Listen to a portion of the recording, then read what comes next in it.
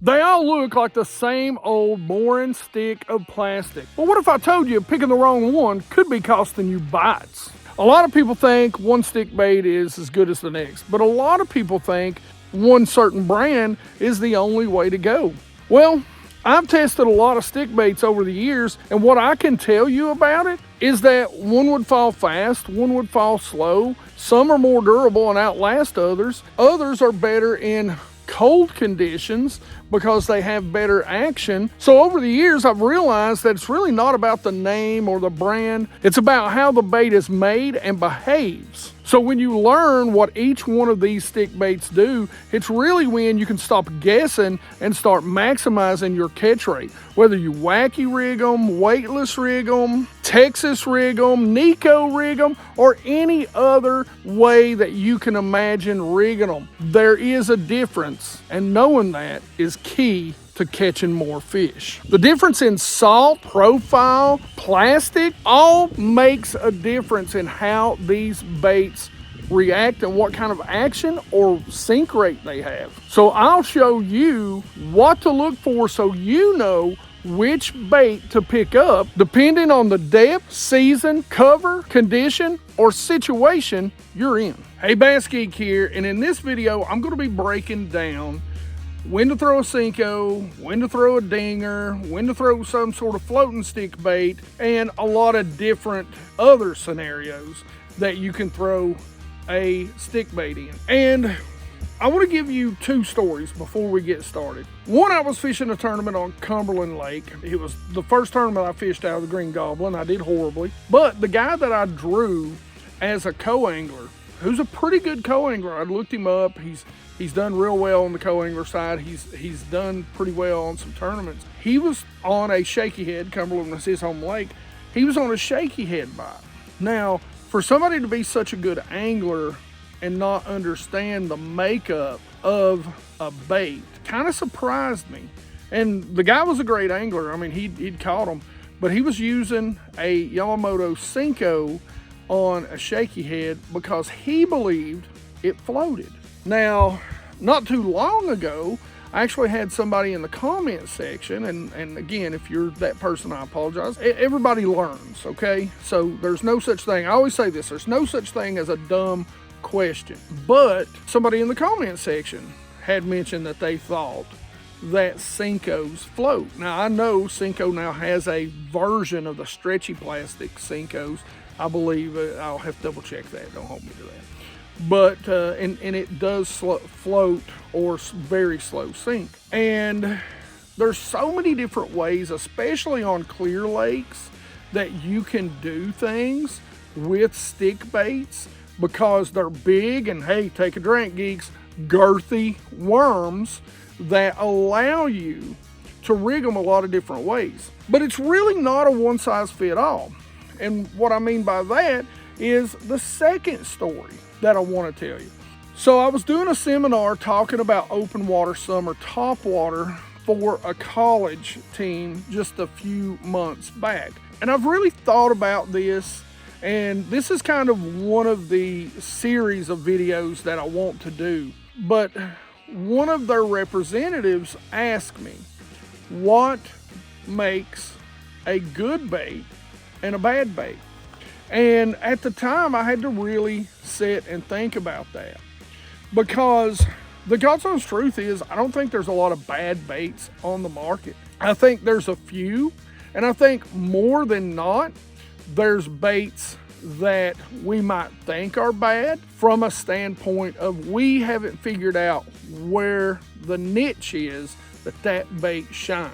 Like right now, I'll tell you, me and one of my buddies down in South Carolina, Ben, have had a lot of discussions about the bait from 6 cents, the Panorama. I believe that's what it is, Panorama.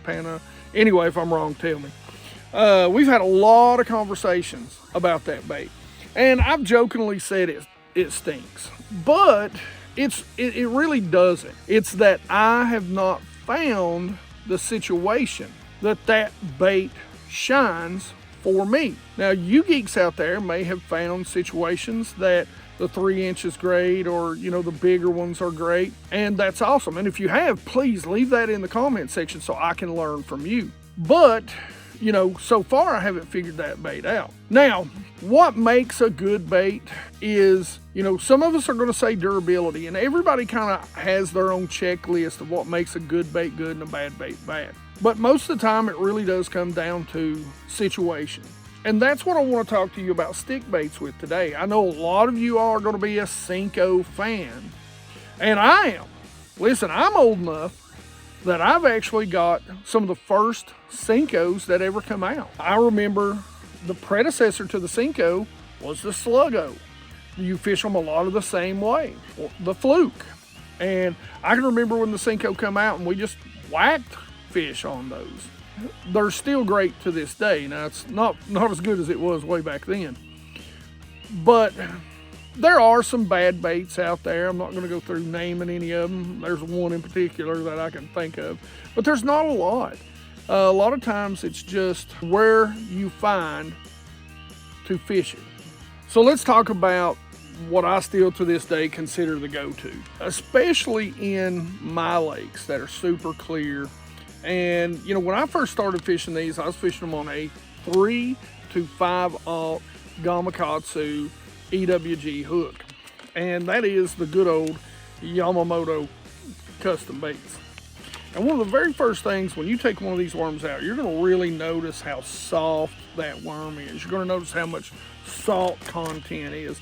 And if you actually take and rub, you can actually see salt coming out of the bait. But you'll see something else coming out of the bait, and that's sand. So not only do these baits have salt in them, but they actually have sand in them too, to make them a little heavier. Now, I know some of you geeks are going to say you hate Senkos because they're not that durable. I fished Senkos and just cast and skipped and wallered out the holes until they're pretty much useless. They're hard to use mended on to kind of keep them going, but a Senko really has, because of the salt content, because of the sand content, one of the best falls or twitch falls when it's weightless, really, of any other worm. And it's also going to fall just a little bit faster. Way back in the day, this was even before, you know, fluorocarbon had really become, you know, a big deal. You know, I would fish these on 12, 10-pound monofilament. And these things would fall. I'd fish them down to 14, 15 feet. Now, it still takes a while to get down there, weightless. But you wouldn't believe the amount of fish that we'd catch just letting those fall. And they are not at all floaters. Now, another good one is the Yum Dinger. And I'm a big fan of the Yum Dinger. This bait is more durable, has much less salt content in it, much less. Mainly it's on the outside, and it's got a much slower fall. Now, when you pick them up, you can automatically tell by the bend, but you can feel the weight of these two. This one is much heavier. This one is much lighter. This one is also much more durable. If you're going to get the shake out of it, you're going to have to put it on either a weighted head or a very much thicker gauge hook to get the fall rate. So you've got to adjust.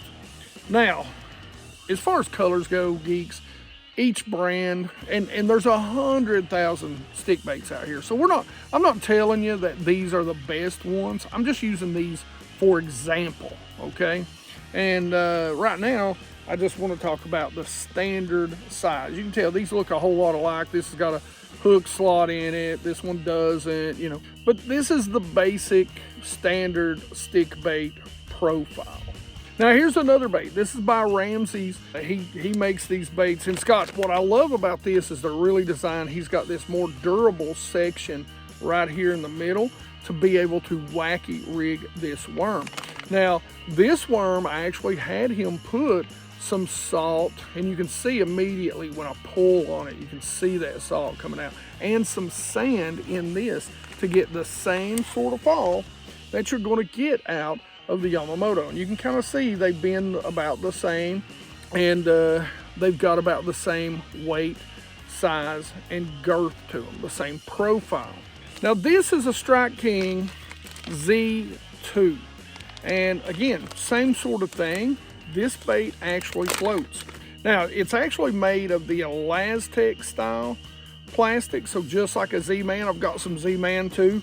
You can see how soft it is, but this bait floats. Now, I should say it actually slow sinks.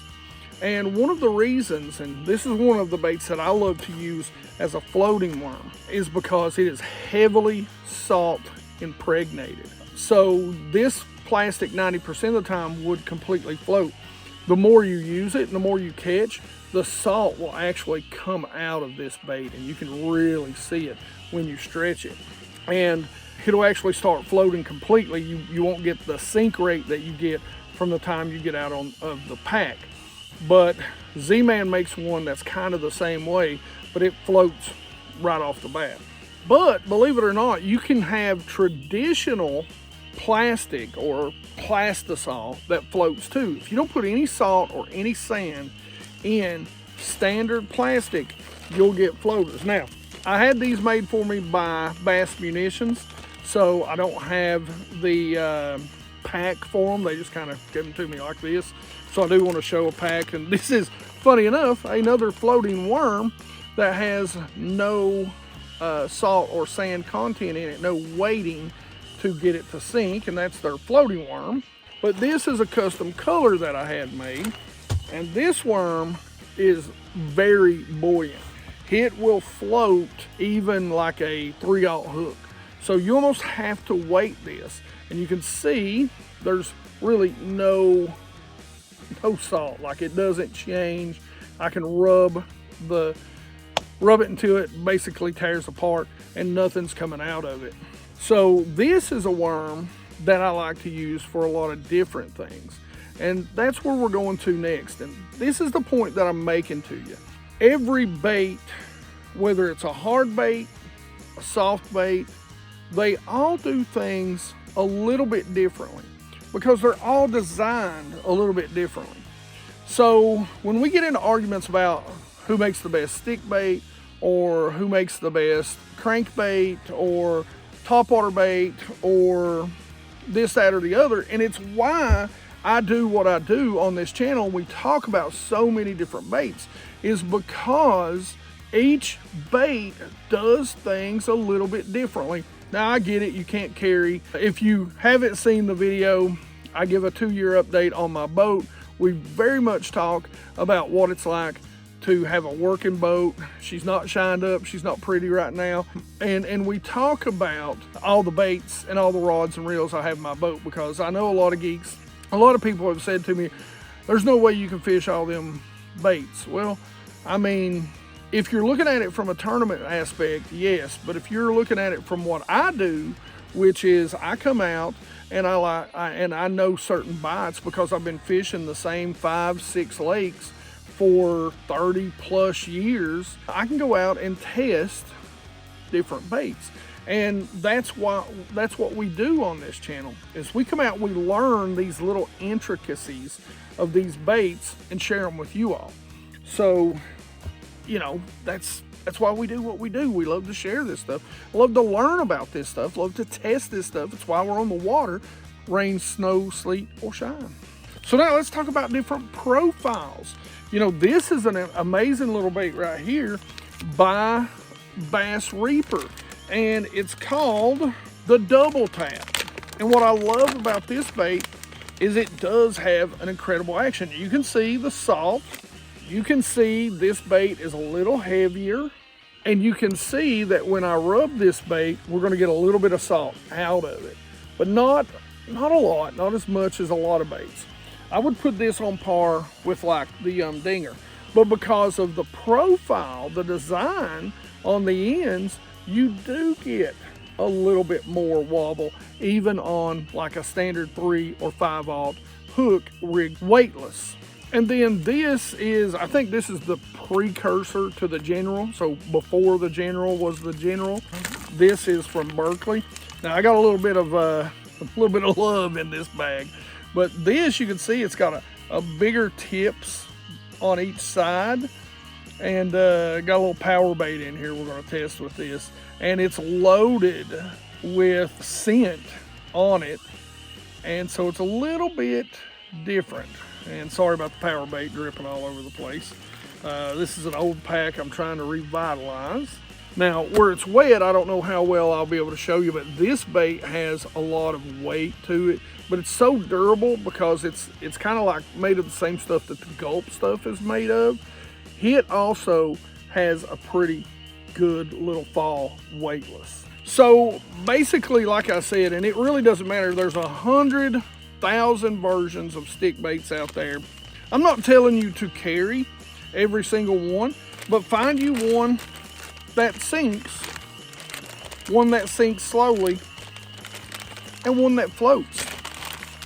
Because each one you can rig a different way. And that's really what I want to get to.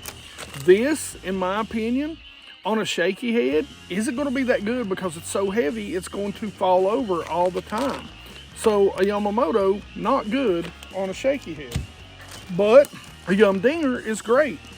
Even better yet, something like the Bass Munition stick that is going to float completely. So it's going to really stand up.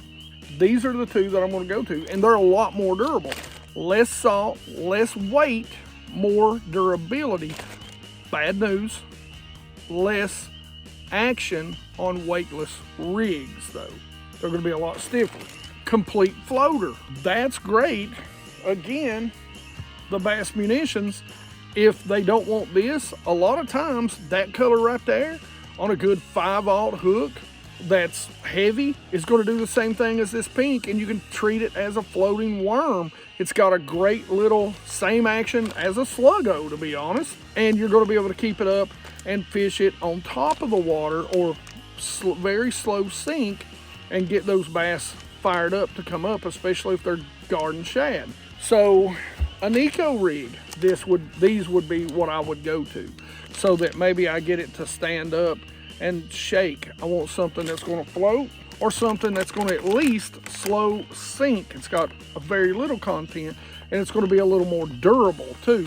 If I'm going to get something that I really want to wacky rig, weightless, have that drop, or if I'm going to Carolina rig and I want it to stay close to the bottom, this is what I'm going to go to. If I'm going to flip, however, again, I'm going to go with something like this, because it's more durable. And when I put it in there, and believe it or not, in clear water, a stick bait, flipping a stick bait this time of year in the spring is money. It is money. It is one of my go-to techniques during spring bass fishing. So all I'm really trying to get you geeks to do is to think about baits from the aspect of when, where, and why. That's why we shoot the videos we shoot. It's why we talk about so many different baits. We don't expect you geeks to go out there and buy every bait. We're not telling you that every rod, reel, and line that I'm using or every single product that we're using here is right for the conditions you fish. And that's what makes a good bait and a bad bait a bad bait. If you're using the wrong bait with the wrong action, with the wrong color, with the wrong profile, on the wrong day, in the wrong way, on the wrong body of water, it's a bad bait for you. So think about the action, the way it's designed, and what they do. You know, I seen somebody talking about expensive jerk baits the other day. And the thing about expensive jerk baits is, for me, they do outperform something like an Ozark Trail in clear water.